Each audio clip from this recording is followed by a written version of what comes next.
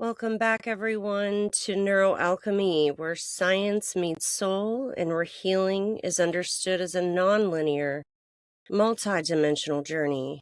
I'm your host, Dr. Sarah Young. Here on NeuroAlchemy, we slow conversations down on purpose. We define terms clearly, we name complexity without overwhelming. And we approach healing as a multidimensional, nonlinear process that honors both the brain and the lived human experience. Because clarity creates safety, and safety opens the door to deeper insight, choice, and healing. Today's conversation is about returning to trust. Trust in the body, trust in sensation, trust after fear, trust after overwhelm. I'm joined by Cori Myka, a teacher who guides adults through the deeply embodied experience of learning to swim, not just as a skill, but also as a nervous system journey. Her work invites us to rethink fear, safety, confidence, and how the body learns trust again. As always, you guys, you're invited to listen gently. Please pause when you need to. Nothing here in this space is about force or perfection. Take a breath. You don't need to decide anything today. Cori, we are so grateful you're here. Welcome to NeuroAlchemy. Thank you so much for having me. Before we begin, I always like to just start by saying, how are you doing today? How are you arriving, whether that's physically, emotionally, mentally, or energetically? Well, I'll say I'm showing up with deep appreciation for your intro because prior to your intro, I was showing up rushed because I didn't have the link to meet you. So I appreciate it does. Slowing down helps the nervous system. I can feel it. So lots of appreciation. Thank you. Absolutely. And that's what it's all about, right? It's about pausing and being aware and being in the moment with whatever's going on and participating in that in the best way that we can, regardless of what's going on in our lives today. And for all of you out there, however you're showing up today is enough. And I'd love to start with what called you into teaching adults to swim. Sure. So, and sorry, my brain's just going over to the idea of noticing too how quickly the shift happens. So just one more appreciation for that. There's such a concern that it takes a long time to make a shift, but it can be breath. So what called me into teaching adults? I've been in the water, working in the water since I was about 13. And probably my call to the water was earlier than that. But that's when I started volunteering at the pool in the summers. Got me out of summer camp. But my first adult, I was assigned to teach the adults and the parent-child classes because you didn't have to be certified to teach those classes, which I find interesting given there's those two groups of people actually require quite a bit of specialization to know how to help those groups of people. But it did. So there was something in me that I was seen as a person to be able to connect with those groups, that I took a little more time with them. So that first adult that I had, she was, and I'll put it in air quotes, an old lady. I was like 14, so I don't know, maybe she was 50, but she didn't learn to swim because she grew up in a family that was told it was something that girls couldn't do because it was an athletic thing. And she had to wait until her parents had passed and she was a widow for her to be able to say, but hang on, I see girls and women doing it. Maybe I could do it too. But she was terrified. And I probably did a very okay job with her because, of course, I didn't really know what I was doing, except for I did listen to her. And I'm sure that made some sort of impact. but she certainly made an impact on me. And through my journey of teaching people to swim, it was the adults who impacted me because I could teach them the physical skills, but I could see, and by my conversations with them, I knew it wasn't landing. They could do the function, but they didn't feel like a swimmer. So this is what I found very interesting and wanted to take time and did take time to learn a new way to work with them. So they not only could look like a swimmer, they could feel like a swimmer. And so that's really why I've been in that work and continue to be in that work. And as you began working with adults, where did you start noticing fear? And where did you start witnessing breakthrough? Well, I would notice fear, again, going back to these stories of somebody being able to swim across the pool, and I'd say, "How was it?" And they'd have a deer in the headlights look on their face that says, "I have no idea." And so that is where I started identifying, oh, that is about fear. It's not about form or function. They are working to get to the other side. If I can only get to, quote, safety at the other side, that means getting to the wall, getting out, then I won't be in danger. But it left this big hanging question of what happens in the middle. And I'm sorry, I don't remember the second part of your question. Perhaps it was about how we started overcoming it. Yeah, just so where you started noticing fear, where you started noticing breakthroughs. I think one of the things people underestimate is how vulnerable it is to learn something new as an adult. So I'm also curious, what feels misunderstood about how adults learn embodied skills like swimming? Yeah, so the first place, so we started rolling back. So it's like you can see fear in the big places, like jumping into the deep end.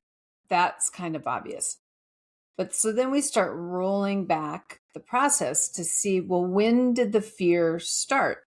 Didn't just start with jumping in. Okay, it started with going to the deep end.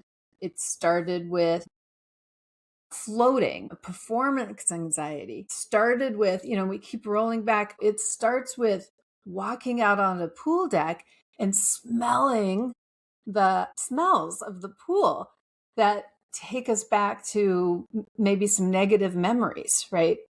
So we kept rolling back with folks in an inquiry, right? In conversations with folks to be able to kind of see, where does it start?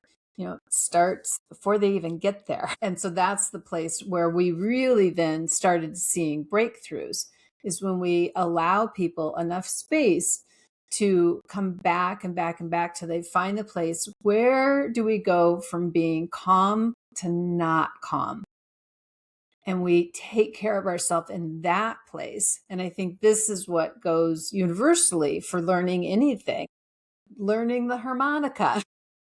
There's not a lot of danger to learning the harmonica, but my brain, like, whoa, kind of wants to freak out about it.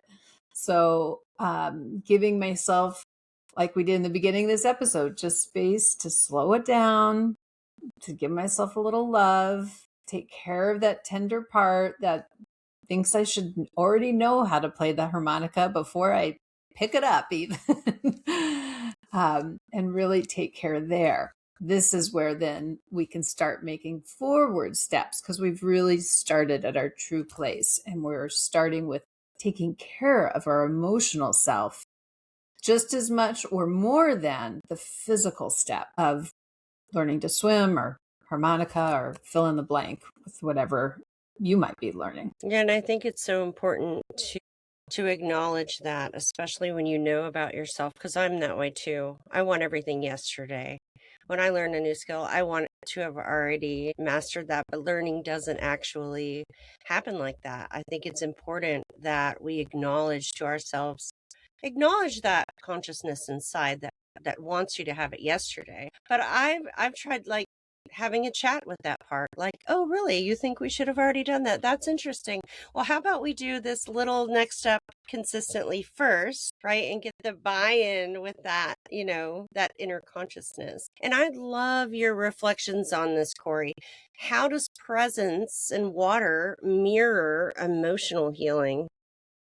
Because from the outside, it looks like swimming lessons, right? But what I hear in your work is something so much deeper. Yeah, from the outside, it looks like swimming lessons. From the outside, it looks like that's what people are asking for. But they're, again, by listening to people, we're hearing, well, yeah, I want to learn to swim so that I'm safe. And we sort of open that up like, okay, so what does it mean to be safe? There's physical safety in terms of the water. When I'm playing the harmonica, not too much physical safety issues at hand, but there's a physical piece of that. I need to be able to get air easily anytime I want. And then there's that emotional safety, which is in that ease and anytime I want, those sorts of pieces of the equation. When we are feeling anxious or worried, or just that nervous system is really highly activated, it prevents us from having access to the physical skills that one needs to keep their physical body safe as well. So I can't, I might know that I need to put my feet on the floor so I can lift my face out and get air. But if I'm stiff as a board because I'm scared stiff, I literally do not have the capacity to get my feet underneath me. So that tuning into the emotional piece is so important so that you can access the physical piece. And then also there's this other layer of, as you talked about, how you speak to yourself in those moments, right? That we don't want to tell ourselves, the shoulds. It should be different, but really loving up those pieces of ourselves that are just trying to protect us and keep us safe. Absolutely. On this show, we talk a lot about nervous system safety. You mentioned helping people regulate in those fear states. How do you recognize when someone isn't safe inside themselves yet? And for listeners who may not know this language, I would love to slow it down for a moment. So, safety in the nervous system doesn't mean absence of challenge, right? It means the presence of enough support. I love that. I haven't heard that. And that's exactly what we do. We talk about creating a container of safety. And so that you do have, just as you said, you have enough supports there. And I let people know in terms of swimming that people who are swimmers of every level do this.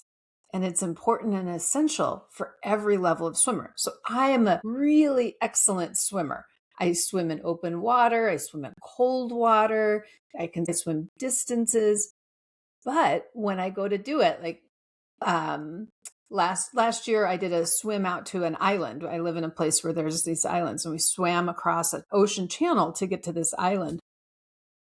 I had kayak support. I had a swim buoy on me that makes me easily visible. It went with a group. I swam at a different speed so that our group could stay together, right? I had all of these physical supports so that I could be calm enough emotionally to know, okay, there's a plan, there's a backup plan. I trust the plan. Even when I got into the water, I felt, into the water. Okay, maybe it's too cold for the wetsuit that I had on, or I allowed space to check in. Is this really, even though I got here and we're all here, is this really the right time for me to swim across this channel, right? I checked in emotionally with that before I went. And there's, a little like, oh, I haven't done it before, excitement sort of feeling. But I did take time to slow that down a little bit to allow the scared part of myself to participate. Is she ready? Yeah, she was ready. So we did it. So that was me at a high level of swimming, creating a container of safety, both physically and emotionally. And that's what we do for our very beginners too. And that's absolutely something, I would encourage people to have as a daily practice, just like you're describing. Like, let that be part of just how you do life with yourself, is to create those containers of safety, to check in with ourselves, to see how things are going, to be loving, as you mentioned, to be present. Cori, how would you describe what safety feels like in the body and what danger feels like? Well, the name of our work, we say Calm Within, Adult Swim. So there is a calmness of energy, grounded. These are words that we use, centered, present, at home. We do feel at home in our body.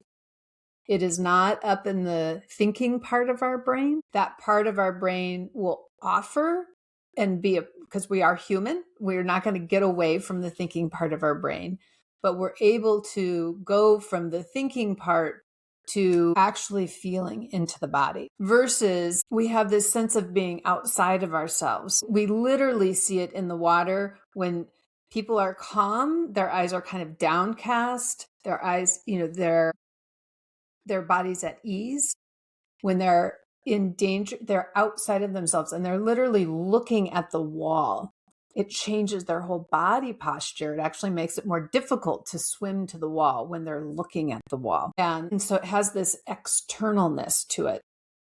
We might notice it in the category of what will others think about this, right? The judgment side versus a being side. I'm in playing that harmonica versus this is terrible, right? The evaluative part of it. So it has this, I keep kind of making myself into myself and opening myself out, looking out into the world for those dangers. Contraction versus expansion. There we go. That's the word. Yes. Yes. How does the nervous system respond differently to water when someone feels supported versus maybe when they feel alone in it? So we are very, very attracted to water. And when we teach people, we teach them in warm water because it is easier for them to have that expansion feeling versus a tight feeling. And I keep losing your questions today for some reason. Sorry. You know what? It just means it wasn't meant to be answered, dear. Okay. Yeah. I don't know why I lost it. The Well, nervous system. yeah. What helps people soften back into their breath, into sensation, into trust? Curiosity, I think, is a big piece of that. Allowing space for our curiosity. Every time somebody does an activity in the water, we get curious. How did that feel? What did they notice? We don't ask people, was it right or wrong? Was it good or bad? It's not these binaries. It's just open curiosity that helps us soften into the experience. And I want to name something here for everyone as well. This isn't about pushing through your fear. That's not what we're talking about at all. What we're talking about here is meeting your fear with presence, and even more specifically, with loving presence. You wrote that skill building becomes identity shifting, and I just love that so much. What changes in a person when they succeed in the water?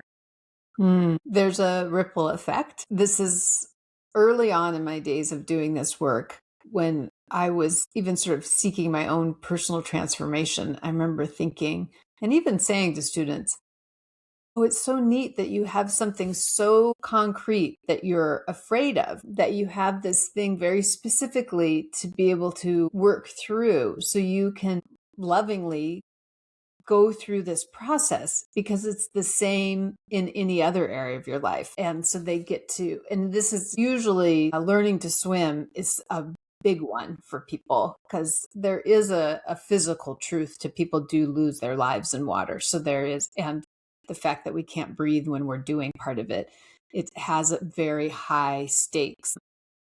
It presents very high stakes in that way. So it's a really big one for people to be able to play with. and to discover themselves with and journey with. So we do see big transformations in their personal life too, because wow, it's so huge for them to be able to go through it. And the more they do it with this tender care, and the other thing that we do encourage people to do is to look in other areas of their lives of how they have overcome fear, of how powerful they are in some other area that maybe they're not giving themselves credit for because it's now an easy thing for them. But we build confidence from confidence. And there are places that we have, it might be a very tiny nugget, and that's okay. We can take a little grain of sand of confidence and bring it into our swimming journey.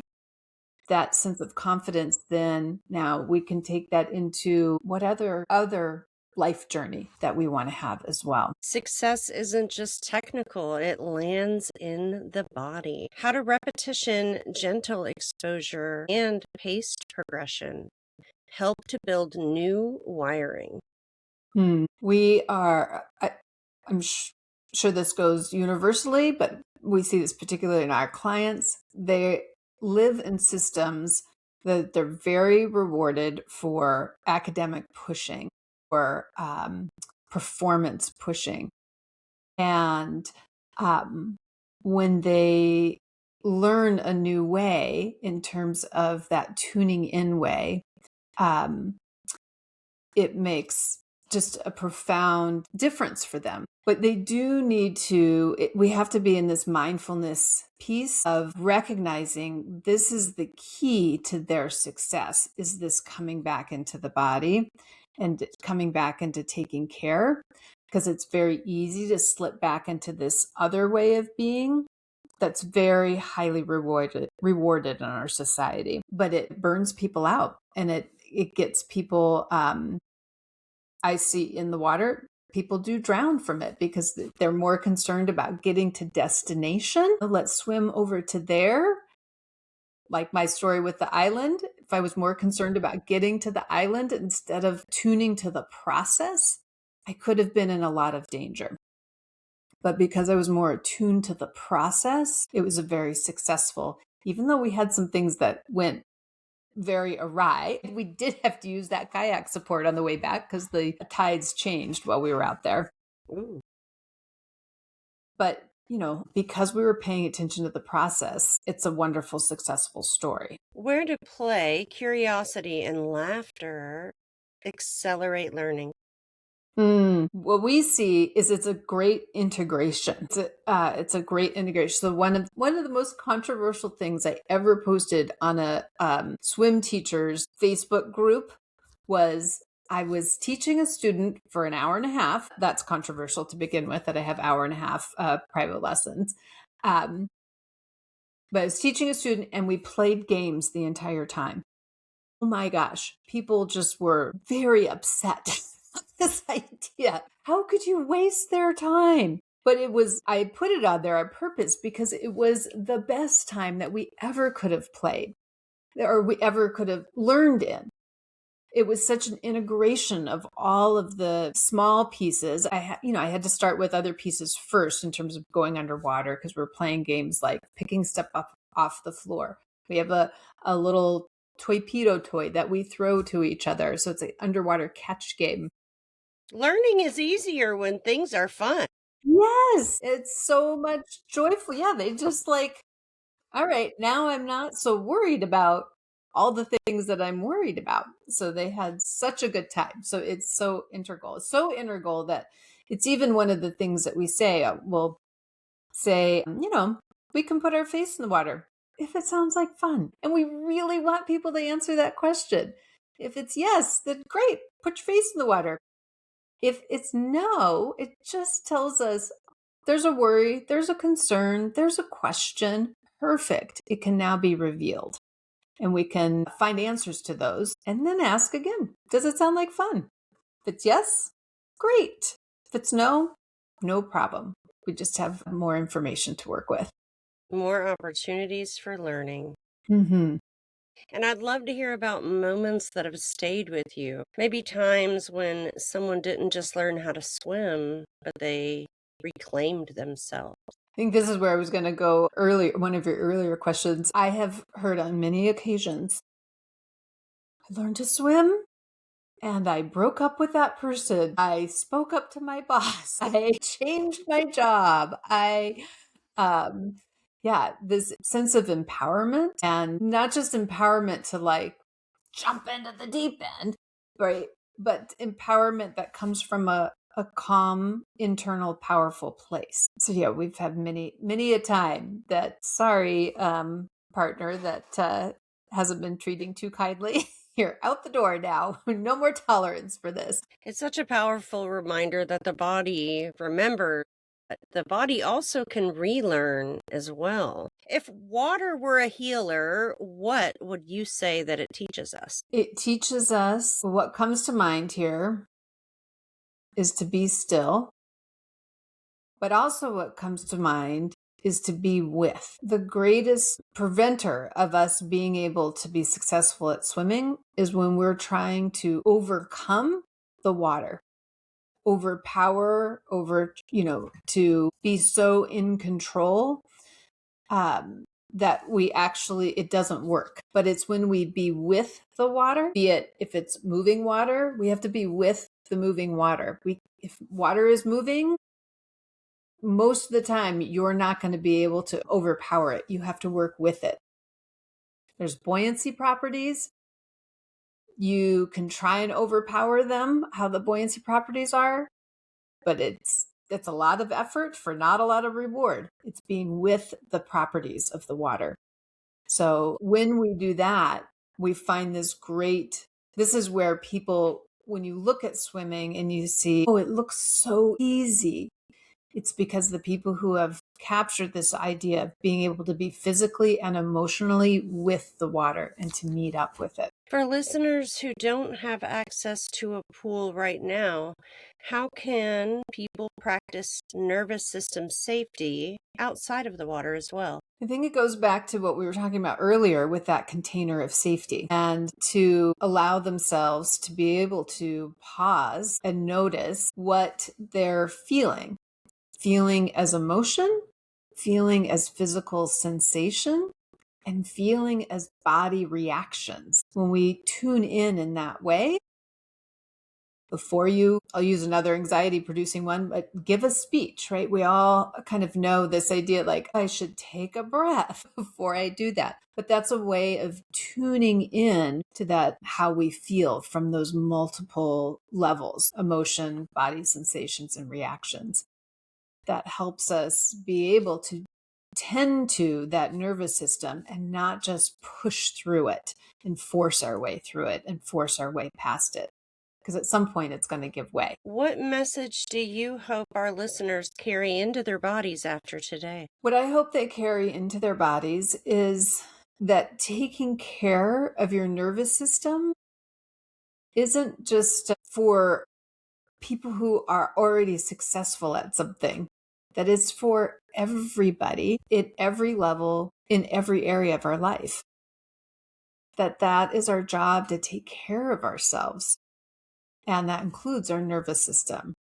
And that is really an essential key to success in every area. Where can people learn from you, work with you, or begin their own journey with your work? So you can find us online in the social media sphere. We're Calm Within Adult Swim. So that you can find us on our YouTube page, which I have lots of videos, and we're Instagram, Facebook. You can also come directly to our website, which is adultswimlesson.com. We start with people online with online lessons, so you don't even have to put a swimsuit on to start. And then we go through in-person retreats, that sort of thing. And for everyone out there, of course, as always, I'll be getting her links and I'll be including those in our show notes. We always like to end our conversations with a micro practice invitation, not a big protocol or a perfect routine, just something small and embodied practice that listeners can explore each day over the next week. Cori, what gentle micro practice would you offer? Yeah, as I was thinking about this, what we ask students to do before they even get into the water is to stop and ask themselves, do I want to? And it oftentimes feels like, well, of course I want to, especially, people are learning to swim in my outdoor pool in the wintertime. And they're in their swimming suits next to this steaming hot pool. They paid all this money. It's like, well, of course, get in. You're here. But I still ask them to just really pause for a moment and ask the most tender part of themselves. Do we want to get in? Are we ready? And if the answer is yes, then they can get in. If the answer is no, it's okay. Give space to that. Oftentimes, just giving ourselves permission and allow ourselves enough space to be able to say, no, I don't have to go in. I can wait a second. Oftentimes, you can't be looking for this, but oftentimes that's enough to have it switch to a yes. But just this gentle asking myself, okay, love, do I want to get in? Are we ready? And as we close, I'd love to ask you one other question. After hearing this conversation, what do you most hope our listeners will remember about themselves? I hope that listeners remember that we are more than our performance. How we feel in the time and the space of our doing is as equally or more important than the actual doing. Tending to that emotional part is key and essential and allowed. Cori, thank you for sharing not only your work, but your heart and being such a gift to all of us. For every listener who's navigating fear, panic, or self-doubt, may this conversation remind you that safety can be relearned, confidence can be rebuilt, and your body is not the enemy. Healing is a journey of breath, trust, and return.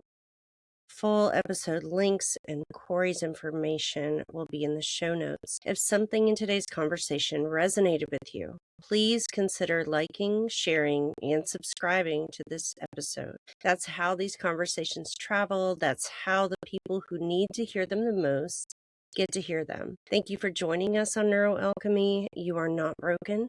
You are becoming. Bye for now.